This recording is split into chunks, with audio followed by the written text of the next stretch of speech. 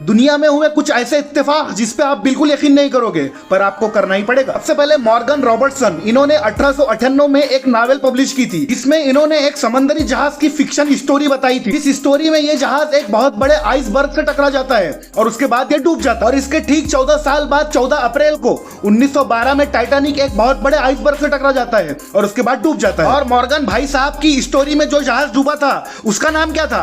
Titan. Next 1940 की एक रात एक अनाथालय के बाहर कोई दो जुड़वा बच्चों को छोड़ जाता है। 3 हफ्ते बाद उन दो जुड़वा बच्चों को 2 अलग अलग फैमिली अडॉप्ट कर लेती है। फिर ये जुड़वा 40 साल बाद एक दूसरे को मिलते हैं। फिर शुरू होती है इत्तेफाक की बारिश। इन दोनों का ही नाम जिम था और इन दोनों का फेवरेट सब्जेक्ट भी मैथ्स ही था।